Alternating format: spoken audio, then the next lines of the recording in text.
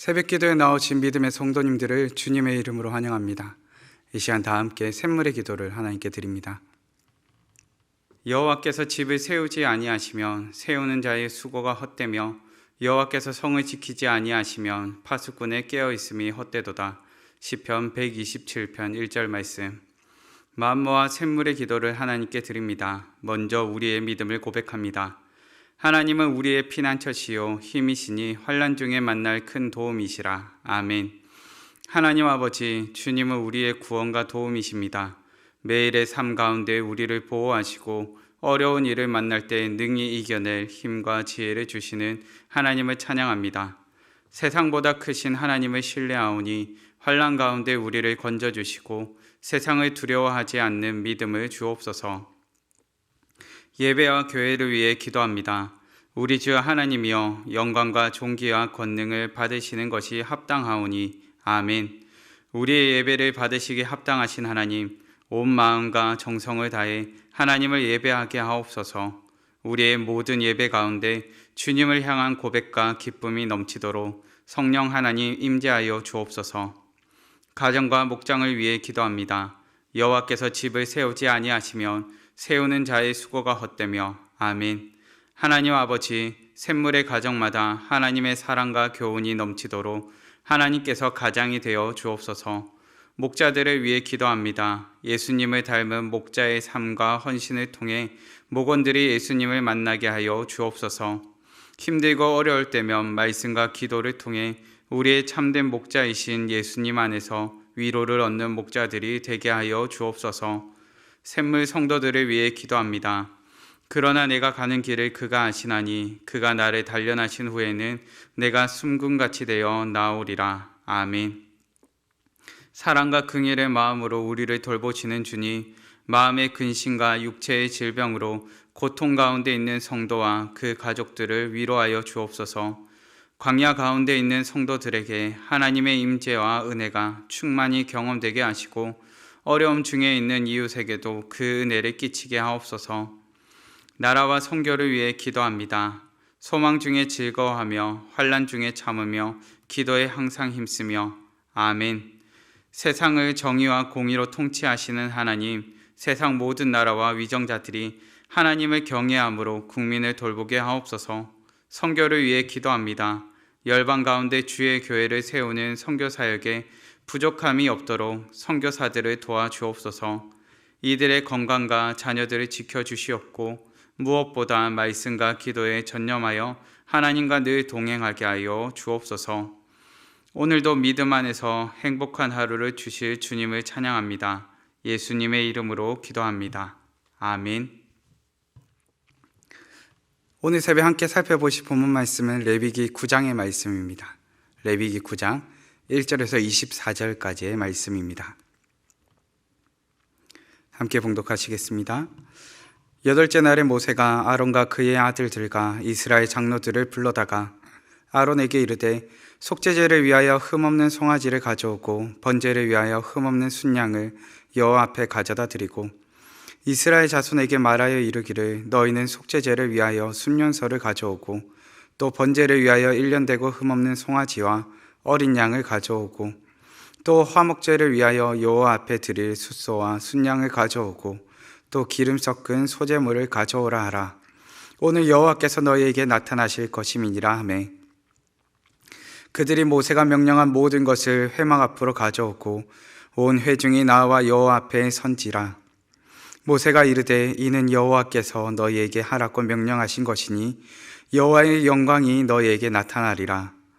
모세가 또 아론에게 이르되 너는 제단에 나아가 내 속죄제와 내 번제를 드려서 너를 위하여 백성을 위하여 속죄하고 또 백성의 예물을 드려서 그들을 위하여 속죄하되 여호와의 명령대로 하라. 이에 아론이 제단에 나아가 자기를 위한 속죄제 송아지를 잡음에 아론의 아들들이 그 피를 아론에게 가져오니 아론이 손가락으로 그 피를 찍어 제단 뿔들에 바르고 그 피는 제단 밑에 쏟고 그 속죄 제물의 기름과 콩팥과 간 거풀을 제단 위에서 불사르니 여호와께서 모세에게 명령하신 것 같았고 그 고기와 가죽은 진영 밖에서 불사르니라. 아론이 또 번제물을 잡음에 아론의 아들들이 그 피를 그에게로 가져오니 그가 그 피를 제단 사방에 뿌리고 그들이 또 번제의 제물 곧 그의 각과 머리를 그에게로 가져오매 그가 제단 위에서 불사르고 또 내장과 정강이는 씻어서 단 위에 있는 번제 물 위에서 불사르니라.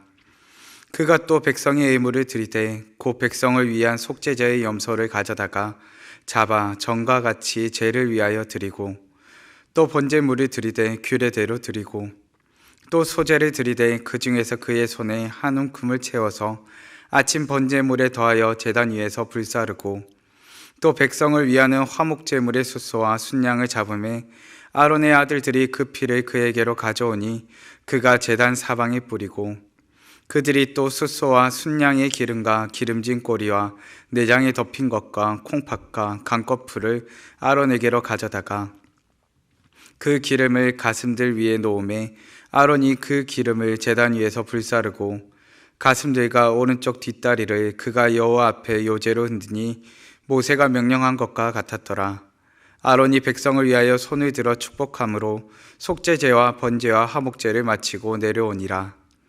모세와 아론이 회목에 들어갔다가 나와서 백성에게 축복하매 여호와의 영광이 온 백성에게 나타나며 불이 여호와 앞에서 나와 제단 위에 번제물과 기름을 사른지라. 온 백성이 이를 보고 소리 지르며 엎드렸더라. 아멘. 오늘의 말씀을 통하여서 주의 영광이 나타나는 예배라는 제목으로 말씀을 나누고자 합니다. 본문은 아론이 제사장이 되고 첫 제사를 드리는 장면입니다.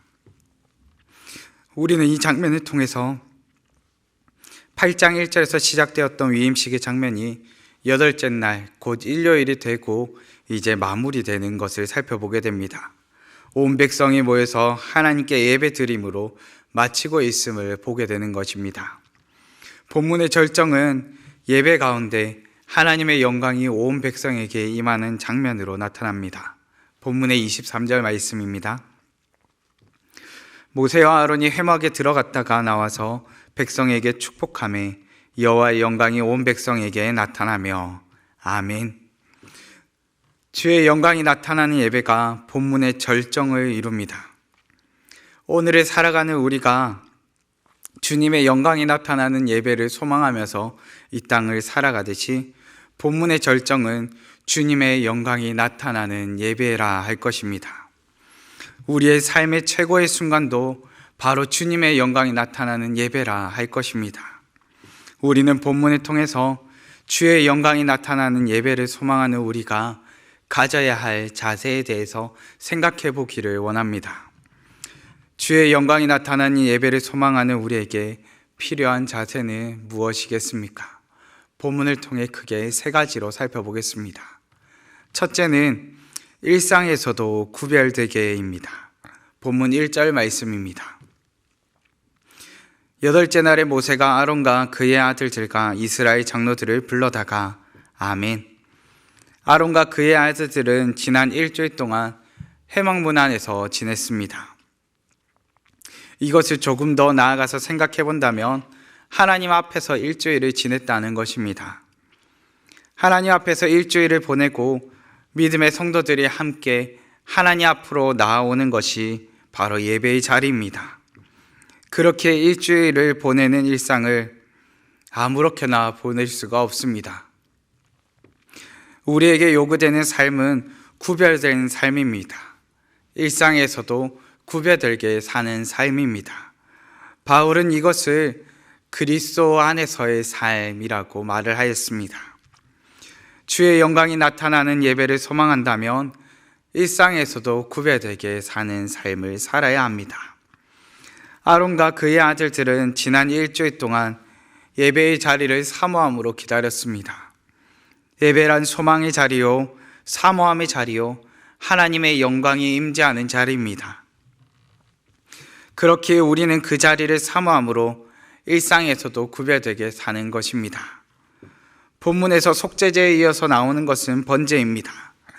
하나님 앞에 용서를 구하고 그 다음 이어서 나오는 것이 무엇입니까? 하나님 앞에서의 헌신되고 구별된 삶입니다. 일상에서도 구별되게 사는 우리가 되기를 간절히 바라봅니다. 주의 영광이 나타나는 예배를 소망하는 우리에게 필요한 자세는 무엇입니까? 둘째로 말씀에 순종하여입니다. 본문의 5절과 6절 말씀입니다. 그들이 모세가 명령한 모든 것을 회막 앞으로 가져오고 온 회중이 나와 여호와 앞에 선지라. 모세가 이르되 이는 여호와께서 너희에게 하라고 명령하신 것이니 여호와의 영광이 너희에게 나타나리라. 아멘. 아론과 그의 아들들은 이미 앞서 위임식을 진행하면서 여러 번 제사를 드렸습니다. 말씀을 순종하여 행한 것이지만 이미 계속되는 반복이었습니다. 우리가 생각하기에는 지난주에도 드렸는데 이번 주에 또 드려야 돼라는 핀잔이 나올 만도 할 것 같습니다. 더욱이 그것이 짐승을 가르고 그 짐승의 피를 계속해서 뒤집어 써야 하는 일이었다면, 이것을 만져야 하는 일이었다면 불평이 나올 만도 할 것 같습니다. 그런데 본문에서 우리는 불평하는 자들의 모습을 볼 수 없습니다. 불평이 아닌 순종을 보게 되는 것입니다. 마치 제사 드리는 장면만 본다면 본문 8장에 있었던 장면이 9장에서도 이어지는 것만 같습니다. 그럼에도 우리는 말씀에 순종하여 행하는 자들의 모습을 발견하게 됩니다. 때로 하나님의 말씀에 순종하는 것은 우리에게 반복되는 수고로움일 때가 있습니다. 사랑을 실천한다는 것도 단회적인 것이 아니요 반복되는 수고로움입니다. 섬김을 실천한다는 것도 단회적인 것이 아니라 반복적인 섬김입니다. 그렇게 우리는 하나님의 말씀에 순종하는 것을 훈련에 비유하여 말하기도 합니다. 때로는 수고롭고 때로는 반복적이더라도 주의 영광이 나타나는 예배는 바로 이처럼 수고롭고 반복적인 우리의 순종을 통해 경험하게 되는 것입니다. 주의 영광이 나타나는 예배를 소망하는 우리에게 필요한 자세는 무엇입니까? 셋째는 편안함이 아닌 경외함으로입니다. 본문의 23절과 24절 말씀입니다. 모세와 아론이 회막에 들어갔다가 나와서 백성에게 축복하매 여호와의 영광이 온 백성에게 나타나며 불이 여호와 앞에서 나와 제단 위에 번제물과 기름을 사른지라. 온 백성이 이를 보고 소리 지르며 엎드렸더라. 아멘. 하나님의 영광이 온 백성들에게 임하는 장면입니다. 그런데 우리는 이 장면에서 편안함을 누리는 이스라엘 백성들을 살펴보게 되는 것이 아니라 두려워 떠는 이스라엘 백성들의 모습을 발견하게 됩니다. 하나님의 영광이 임했는데 오히려 이들은 두려워 떨었다는 것입니다. 하나님의 임재를 경험한 사람들은 하나님 앞에 두려워 떨게 됩니다. 영광스러운 하나님을 알게 되고 감히 하나님 앞에 나아올 수 없는 죄인된 자신을 깨닫게 되기 때문입니다. 그렇게 하나님 앞에 나아온다는 것은 편안함으로 나아오는 것이 아닙니다. 두렵고 떨림으로, 경외함으로 하나님 앞에 나오는 것입니다. 예배의 자리에 나올 때 우리의 모습은 그저 소풍을 나오듯이, 그리고 마치 관객과 같은 편안함으로 나오는 것이 아닙니다. 하나님을 경외함으로 나오는 것입니다. 우리는 우리가 하고 싶은 취미 생활을 하기 위해서 주일 예배의 자리 위에 나오는 것이 아닙니다. 주님의 영광이 나타나는 예배를 소망하기에, 주님의 영광의 임재를 경험하기 위해 이 자리에 나오게 됩니다. 그렇기에 편안함이 아닌 경외함으로 나오는 것입니다. 말씀을 정리하겠습니다. 주의 영광이 나타나는 예배를 소망하는 우리에게 필요한 자세는 무엇입니까? 첫째는 일상에서도 구별되게입니다. 둘째는 말씀에 순종하여입니다. 셋째는 편안함이 아닌 경외함으로입니다. 우리의 삶의 최고의 순간은 주님의 영광이 나타나는 예배를 경험하는 것입니다. 매 순간, 매 주일, 주의 영광이 나타나는 예배를 소망하시는 우리 성도님들 되시기를 간절히 바랍니다. 이 시간 다 함께 기도하실 때 하나님, 일상에서도 구별되는 믿음의 삶을 살게 하여 주시옵소서. 예배의 자리 가운데 나와서 주님의 임재를 경험하며 주님의 임재 앞에 온전히 엎드리는 믿음의 자녀 되게 해달라고 이 시간 다 같이 합심하여 기도하시고 각자의 기도 제목으로 기도하시겠습니다.